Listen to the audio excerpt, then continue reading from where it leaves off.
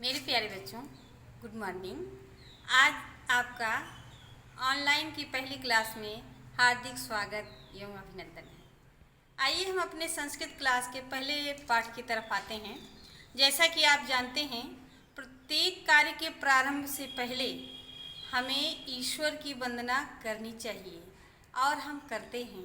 उसी के नियमानुसार हम लोग आज संस्कृत शिक्षा का प्रारंभ करने से पहले इस जो है पुस्तक की पहला जो पाठ आपका माना गया है वंदना, इसमें प्रार्थना की गई है, उसका अध्ययन करते हैं। हमने उस पाठ से जो कठिन शब्द हैं उनको चुन करके और उनके अर्थों को लिखा हुआ है। देखें, जैसे है यत। यत शब्द आपके श्लोक में आएगा, जिसका अर्थ है जो। प्रज्ञानम, प्रज्ञानम, प्रज्ञानम का अर्थ होता है विशेष ज्ञान का साधन है। प्रज्ञानम, देखिए ज्ञान, ज्ञान में प्रा उपसर्ग लग गया है जो विशेष का सूचक है, तो विशेष ज्ञान का साधन है। प्रजासु, प्रजासु का अर्थ होता है प्राणियों में। ठीक, अगला है किंचन। किंचन का अर्थ है कोई भी। ठीक है, उसके बाद है अस्तु। अस्तु का अर्थ है हो। ठीक है बेटा, तो आप सबसे पहले किसी भी चीज़ को पढ़ने से पहले हमारे मन में जिज्ञासा होती है, हम इसे पढ़ने क्यों जा रहे हैं। तो इस वंदना का उद्देश्य यह है, इसमें यह मैसेज है कि जो व्यक्ति है उसके द्वारा जो विकास किया जाता है, चाहे वह व्यक्तिगत हो, चाहे वह सामाजिक हो, पारिवारिक हो या राष्ट्र से संबंधित हो, उसके लिए महत्वपूर्ण बात यह होती है कि उसका मन उसके अनुकूल हो। और आपने ऐसा सुना भी होगा, पढ़ा भी होगा कि मन के हारे हार है, मन के जीते जीत। व्यक्ति का मन अगर उसके बस में होता है तभी वह सारे कार्यों को संपन्न कर पाता है, अन्यथा कोई ऐसा शत्रु नहीं है जितना व्यक्ति का मन शत्रु होता है उसे असफलता की तरफ ले जाता है। इसीलिए जो वंदना आप पढ़ने जा रहे हैं उसमें ईश्वर से अन्य किसी चीज़ों की याचना नहीं की गई है, धन दौलत की याचना नहीं की गई है, अन्य अनेकानेक जो भौतिक वस्तुएं हैं उनके लिए प्रार्थना नहीं की गई है, बल्कि यह प्रार्थना की गई है कि जो मेरा मन है वह मेरे अनुकूल हो।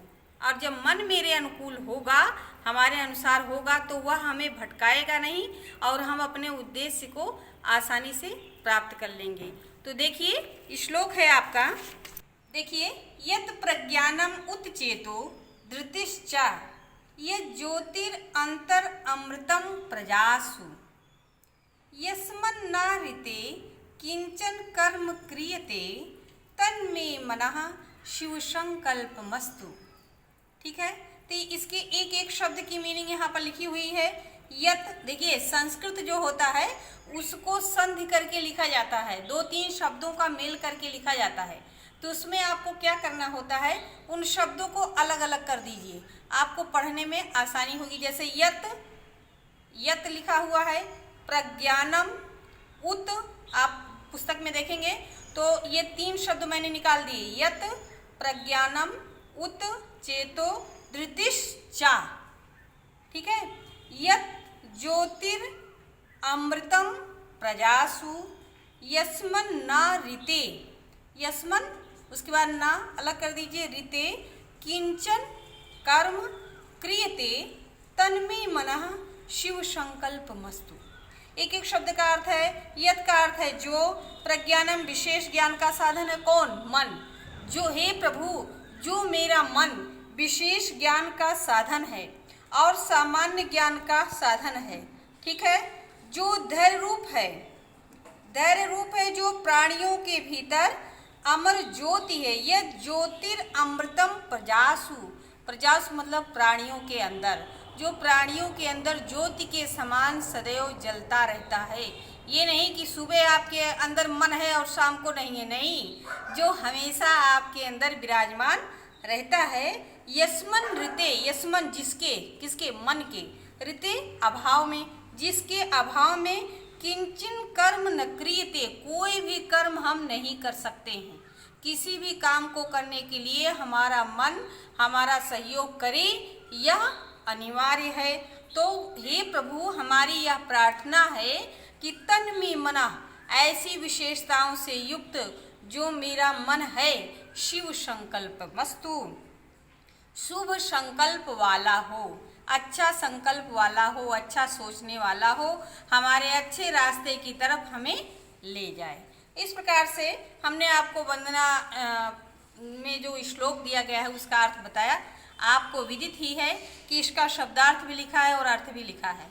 आप इस वंदना को याद करने का प्रयास करिएगा, लिखित रूप से याद करिएगा, आपके लिए अच्छा भी होगा। यह प्रार्थना ईश्वर सुनेंगे और आपके मन को संकल्प युक्त बनाएंगे और साथ में आपके परीक्षा में यह बहुत हितकारी होगा। आज के लिए बस इतना ही। बहुत बहुत धन्यवाद।